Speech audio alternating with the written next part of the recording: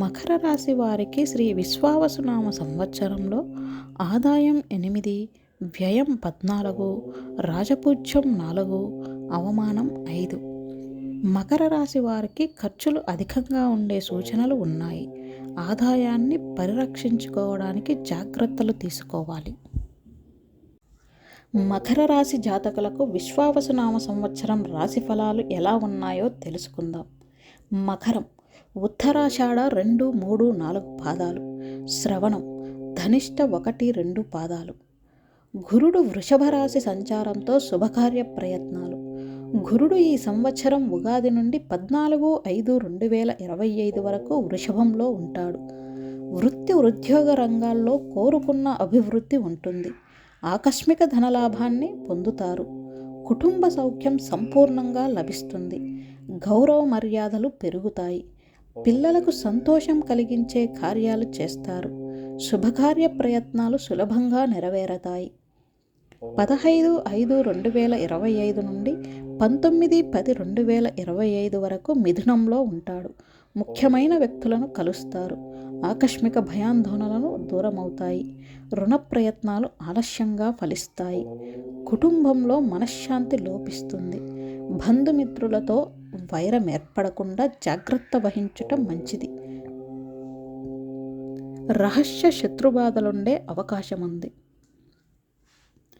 20/10/2025 నుండి 5/12/2025 వరకు కర్కాటకంలో ఉంటాడు.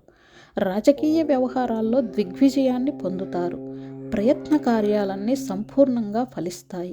శుభకార్య ప్రయత్నాలు సులభంగా నెరవేరతాయి. సంపూర్ణ ఆరోగ్యవంతులుగా ఉంటారు. ఇతరులకు ఉపకరించు పనులు చేపడతారు. గౌరవ మర్యాదలు లభిస్తాయి. శుభవార్తలు వింటారు. శని మీనరాశి సంచారంతో సంతోషం. శని ఈ సంవత్సరం ఉగాది నుండి సంవత్సరం చివరి వరకు మీనంలో ఉంటాడు. కుటుంబమంతా సంతోషంగా ఉంటారు. గతంలో వాయిదా వేసిన పనులన్నీ పూర్తి చేసుకుంటారు. సంపూర్ణ ఆరోగ్యం. స్థిర నివాసం ఉంటుంది. వ్యవసాయ మూలకంగా లాభాలను పొందుతారు. ప్రయత్న కార్యాలన్నీ ఫలిస్తాయి. సూక్ష్మ విషయాలను గ్రహిస్తారు. రాహువు మీనరాశి సంచారంతో మనోల్లాసం. రాహువు ఈ సంవత్సరం ఉగాది నుండి 18/5/2025 వరకు మీనంలో ఉంటాడు. అపకీర్తి రాకుండా జాగ్రత్త పడటం మంచిది. మనోల్లాసాన్ని పొందుతారు. సోదరులతో వైరం ఏర్పడకుండా మెలగాలి. తలచిన కార్యాలకు ఆటంకాలు ఎదురవుతాయి. ఆర్థిక ఇబ్బందులు ఆలస్యంగా తొలగిపోతాయి. నూతన వ్యక్తుల జోలికి వెళ్ళరాదు. 19/5/2025 నుండి సంవత్సరం చివరి వరకు కుంభంలో ఉంటాడు. ఆకస్మిక ధనలాభం యోగం ఉంటుంది.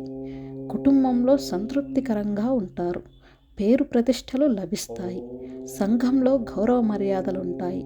అంతటా అనుకూల వాతావరణం ఏర్పడుతుంది. స్త్రీలు సౌభాగ్యాన్ని పొందుతారు. బంధుమిత్రులు కలుస్తారు. కేతువు కన్యరాశి సంచారంతో ఆటంకాలు.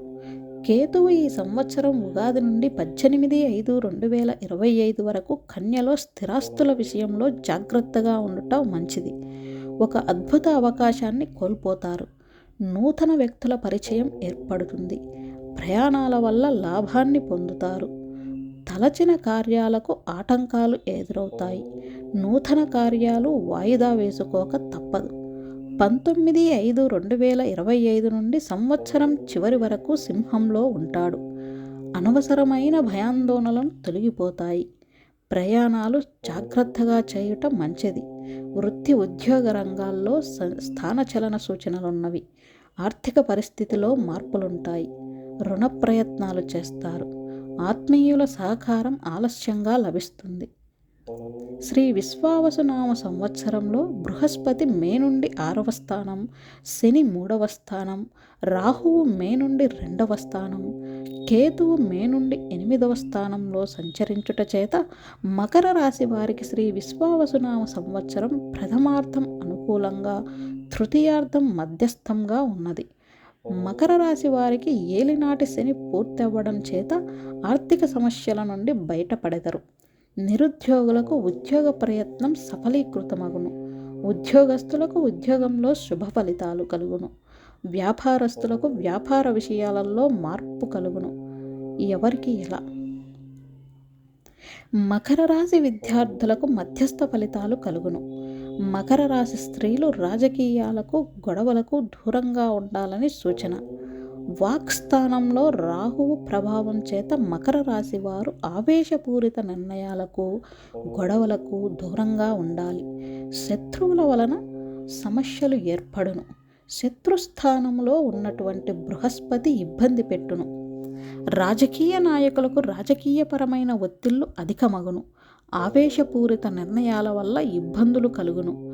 రైతాంగానికి ఈ సంవత్సరం అనుకూలంగా ఉన్నది. సినీ రంగంలోకి వారికి శుభ ఫలితాలు కలుగును. మీడియా రంగంలోని వారికి ఉన్నత పదవులు లభించును. మొత్తం మీద మకర రాశి వారికి ఈ సంవత్సరం మధ్యస్థం నుండి శుభ ఫలితాలు కలుగును. దుర్గాదేవిని పూజించటం, గురు దక్షిణామూర్తి స్తోత్రాన్ని పఠించాలి.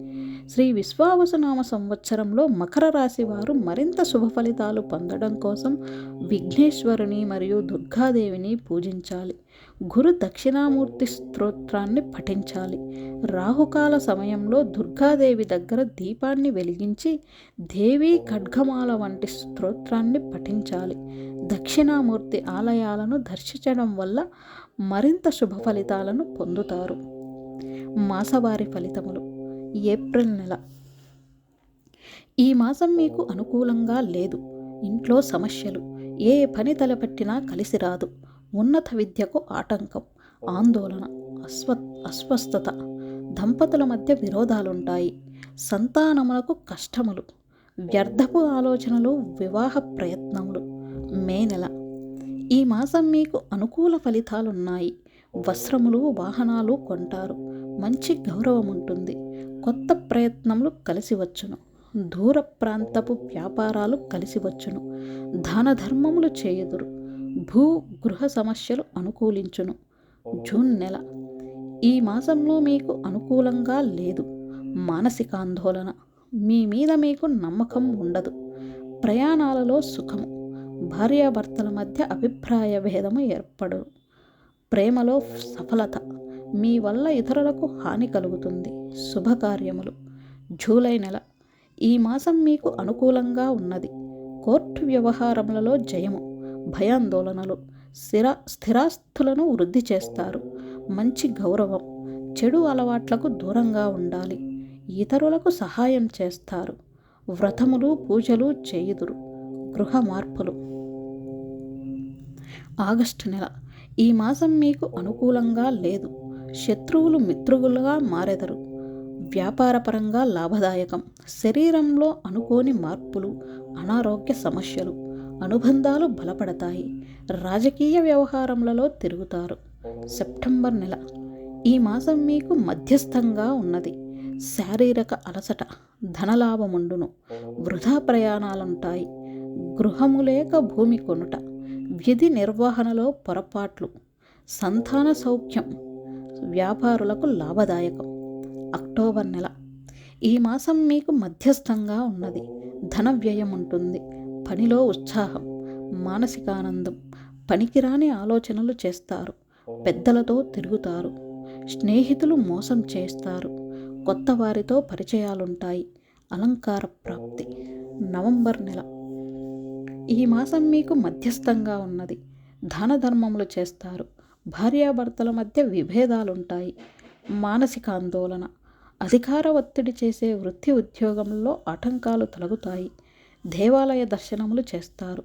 ఆదాయం బాగుంటుంది. డిసెంబర్ నెల. ఈ మాసం మీకు అనుకూలంగా లేదు. సంఘంలో గౌరవ మర్యాదలు తగ్గును. రుణ సమస్యలుంటాయి. ధన నష్టం, మానసిక ఆందోళన. ఖర్చులు అధికమగుతాయి. మీ సంతానం పరంగా సమస్యలుంటాయి. విద్యార్థులకు జ్ఞాపక శక్తి పెరుగుతుంది. జనవరి నెల. ఈ మాసం మీకు అనుకూలంగా ఉన్నది. మీరు చేసే ప్రతి పని కలిసి వచ్చును. విందులలో పాల్గొంటారు. దూర ప్రయాణాలుంటాయి. స్త్రీ విరోధములు. ఉత్సాహంగా ఉంటారు. మీ మాటలలో పెంకితనం. ఇంట్లో శుభములు, వాహన సౌఖ్యం. ఫిబ్రవరి నెల. ఈ మాసం మీకు అంత అనుకూలంగా లేదు. చెడు సావాసాలకు దూరంగా ఉండాలి. ఆడంబరములకై ధన ఖర్చు చేసెదరు. రుణ ప్రయత్నాలు చేస్తారు. గౌరవం తగ్గును. కొన్ని శుభకార్యాలకు ఆటంకాలు, అనారోగ్య సమస్యలు. మార్చి నెల. ఈ మాసం మీకు మధ్యస్థంగా ఉన్నది. దాన ధర్మాలు చేస్తారు. ఆదాయం పెరుగుతుంది. కుటుంబ కలహాలు ఏర్పడతాయి. కొన్ని విషయాలలో ఓడిపోతారు. ఆరోగ్యం సమస్యలు వచ్చును. కుటుంబంలో వృధా ఖర్చులుంటాయి. గృహ మార్పులుంటాయి.